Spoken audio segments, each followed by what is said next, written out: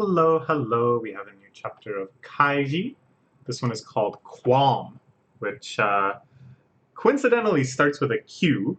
Not to be all conspiratorially minded, but the last chapter they had the Q maneuver, or whatever it was called, the Q operation, to block off the Mazda from pursuing them further. A very clever little move, very simple, very straightforward, and yet you can't complain. You can't complain about the results.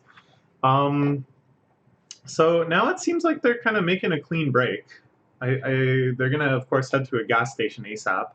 But they know now that RVs are being pursued, that Tei has caught on to the RV shenanigan. So even if this Mazda catching operation failed, I don't think it's going to be enough for him to call in and say, hey, there's people in an RV acting suspicious, I couldn't get a look at them, but maybe look out for this RV. I don't know if Tei is really going to leap on that. I don't know how dedicated they're going to be to that level of vagueness after so many false leads. But I think at the very least they're going to have to rethink their mobile fortress plan. It's enough risk now. It's enough of a sure risk that any Tei debtor who sees an RV is going to come scope it out and snoop around and try to get a good look at them, is maybe enough to make them rethink this. I don't know. Let's see. Let's see. So they make their break. The van from the center of the earth speeds off. Oh, the return to the center of the earth arc was so good with the RV salesman versus, what's his face? The mad dog. I was going to say his name was Ryuma, but that's not right. What the heck is his name? Ryoji? Something like that? Oh my gosh, I don't know. Who cares? He's lost. They're all lost. Only Kaiji and his Asian trio matter. Exit the lines then. After entering onto the prefectural road, the first choice they face is whether to turn right, left, or right. Okay, so basically, the Mazda, if it executes a whole bunch of reads in a row, could still theoretically catch up to them, could trail them all the way to the gas station, where of course they're going to lose a lot of time. It's going to be insane if the Mazda is able to make those reads. It would suggest a level of intuition and analysis, a gambler's mind, just as potent as Kaiji's. So this is kind of neat if they make this yet another challenge. Afterwards, if they continue turning left or right at every junction they come across, it won't be long before their trail is lost, leaving them unable to be traced, like a kite whose string has been cut. Yeah, it's just unfeasible, though. Like, it's so much easier for Kaiji to make up a hard-to-predict route than it is for this guy to read a million times. They could even literally do it at random. They could do the old Rashomon trick, where you throw the stick up, and the direction the stick is pointing is the direction you go, which is fun, by the way, if you've never done that. If you're out kind of exploring the city with a friend or something. I've done it before with my cousin as a way to just kind of do random walks. It's quite fun. Anyways. Yeah, I think they're free. I would be surprised if they're not free. Ooh, but Chang notices something. They run out of gas. Oh, that's such a crucial moment. See, this is quite interesting. I thought at first that the gas was just kind of a dramatizer. It was just going to make this arc more thrilling and trigger anxiety in people like me that have like a whole complex about running out of gas. But they actually did it, and I guess this makes sense that they're actually going to play this card now. That the van runs out of gas, and they go from the frying pan into the fire, so to speak. Because now they're not just at risk of the Mazda. They've got all of their money, everything just kind of piled up in this one spot. What are they going to do? I doubt they have like a jerry can. Somebody can go walk to the gas station, get some gas, and bring it back. That would be nice. I don't think they have one of them on them. Could they buy it at the gas station? I don't know. Let's see. How are they going to handle this? They managed to coast up the hill. They've still got some momentum. Isn't much gasoline left in the tank. Ooh, that's fun! Oh, that reminds me of the battle against the bog, where they're weighing down the side of the building so the pachinko balls will tilt into the hole. It's like the exact inverse. Karma has come right back around. And now Kaiji is having to deal with the wrath of gravity instead of gravity's benevolent forces. Okay. But now that they've made it up, they can milk out this last few drops of gas. And I'm practically done for them. But we do. I have no choice but to keep going on this prefectural road. Even so, going right's really our only option. We can't be climbing uphill anymore. To keep the gas flowing to the engine if we want to keep driving on, meaning only downhill or level roads. Okay, makes sense.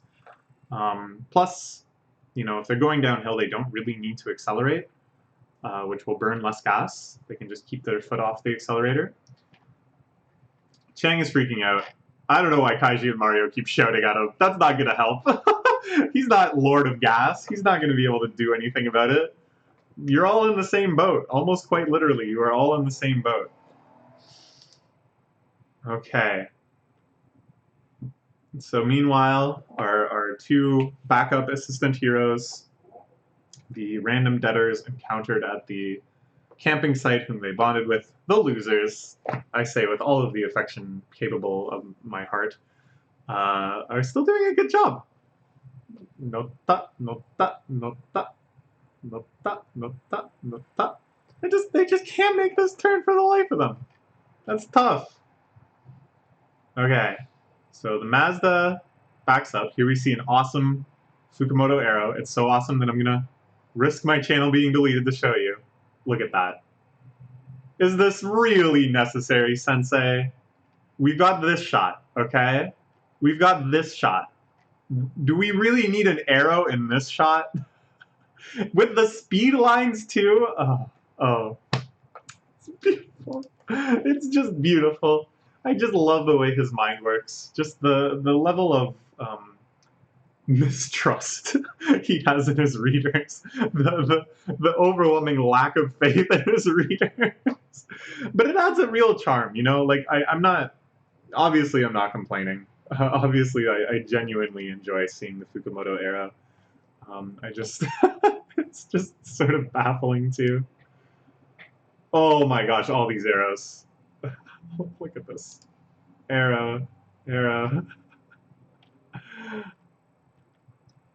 Okay, so this is the next step of their plan. Even though this should be more than enough time to delay them, because the plan, of course, is to lose them by going at a fairly random assortment of directions, turning left, right, up, down, back, forward in time. Should be enough to lose them. But the team continues. Ishitaka putting his RV on the line. Hold him back no matter what. So now they're driving super slow down the middle of the only entrance / exit to the campsite. It's really lucky that there's no other campers here because they would be making a lot of other enemies otherwise. Noro. Slowly as possible. And then as he goes into one lane, they swerve into it. They're really taking a big risk. Like, they don't know who this guy is. Kaiji doesn't. Certainly these guys don't. I mean, it's Japan, right? So if this was America, I'm like, you're gonna get shot. But in Japan, you could still get, you know, tire ironed. You could still get whacked with a golf club or something. There's still the capability of violence in Japan, even if not everybody has a gun under their seat, as I'm told is the case in America. I don't know, yeah. They're really now quite deliberately pissing this guy off. Before there was a bit of plausible deniability. Oops, we just happened to back out. Oops, we're kind of incompetent. Maybe we're still drunk, who knows. But there's no way this can't be malicious. Another great arrow. Oh, I just love it. Noro. Okay. So he's tried this before, getting out and running over to yell at people to give them a piece of their mind, but it doesn't make any sense. Buddy, you were in a vehicle. That was your only chance of keeping up with another vehicle. It's coming. Okay. They didn't just drive off. I thought they'd drive off. Because they can still wall him off. They just get a bit of head. He has to go all the way back to his car the further they can lure him. I'm surprised they didn't drive off. But he manages to get there. They're freaked out. This is their true trial of courage. After this lonely, complacent life, not putting themselves out there, not putting themselves at risk, instead of you know, making yourself vulnerable, putting yourself out there to try to find true love. They content themselves with camping with the boys, dojinshi. It's understandable. But here they are faced with a true test of courage in reality. Oh, this is an amazing shot. Isn't this an amazing shot with the windshield over top? I'm gonna murder you bastards. I said, move it, you hear me, eh? If you don't fuck off, I swear I'll kill you fucking shitbag motherfuckers. Fantastic. So he says quietly, which makes it all the more frightening. Ishitaka surrenders. He yields to Ikuma's intimidating display. So the wall is over. Now, I think if Ikuma was really thinking clearly, he would understand by now that this RV must be an alliance with the other RV, the RV that might contain the Asian trio. And thus, maybe his plan should be like, okay, now I'm going to wall you motherfuckers in. I'm going to call Tei, and then you're going to get interrogated. And that, of course, is not pleasant. But as efficient as that might be, as a clear path to Kaiji as that ever might have been to Tei, maybe their best bet yet, it makes sense that Ikuma wouldn't kind of think of it that way. He's just pissed off. Like he's not going to put two and two and two and two together. He's just going to run off and keep chasing the first RV. It collapses.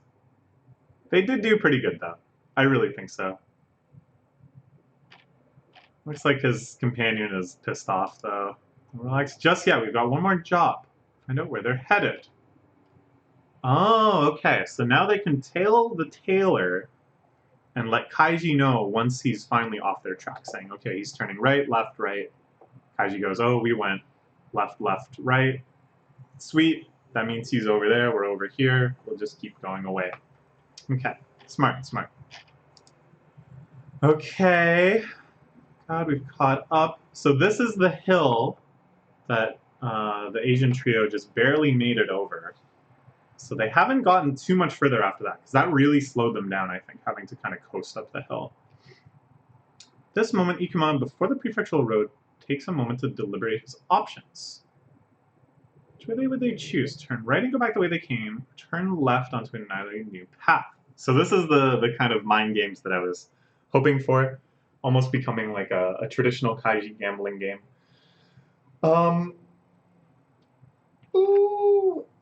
So, he has no way of knowing that they're almost out of gas, except that maybe they did behave a little desperately, that they went for this whole maneuver, which might have been a disaster if certain things had gone differently. So that did show some desperation. So if Ikuma was like a Kagi or something, maybe he could intuit that they were running out of gas, and then further into it, that means they're going to take downhill roads only, given that saves you gas by coasting and stuff. Moreover, it's like, even if you don't have a super solid conviction that that's the case, it is at least one decision-making metric that could be true, whereas everything else is kind of just more random. So let's see what Ikuma's intuition is. It'd be right, a path they're already familiar with. Okay, that's pretty good reasoning.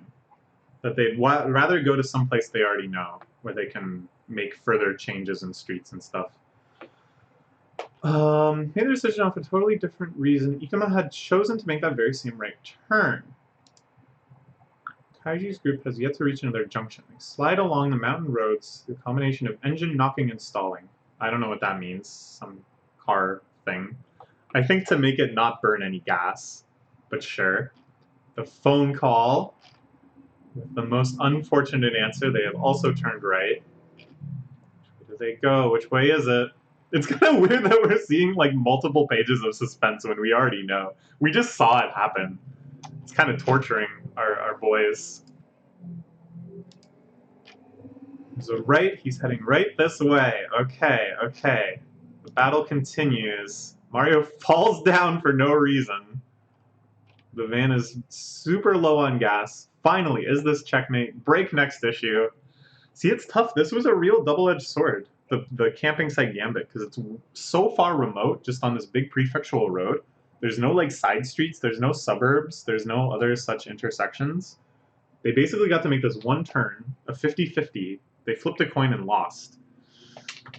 They were forced into the choice, though. I'm sure if Kaiji was able to logic it out, he would have read Ikuma's read and gotten one step ahead. But no, the gas dictates one path. Okay. How is this going to play out? Them just stumbling upon a gas station before they run out of gas is too anticlimactic. I think the van will, in fact, run out of gas at some point, or the RV, sorry, because that just seems like a very good dramatic moment. Could lead to another bulwark situation, could lead to an emergency transfer of the money out of the van. So here's what I'm thinking. They know they're going to run out of gas before they can make it to a gas station. So they strategically ditch the van somewhere. They managed to get it off roads into like the forest or something to make it look like the RV just disappeared. Because Ikuma, if he doesn't see them, will just assume that they went the other way. He won't become too suspicious of that. He'll just kind of curse his luck and give up. So, something like that could be interesting. And then there'll be a struggle of what do we do to hide the RV? What do we do to move the money? What is our next plan going to be? Are we going to try to gas this thing up? So on and so forth. That's my read. Let's see. Let's see. Okay, good chapter. See you in a few weeks, I guess. Bye-bye for now.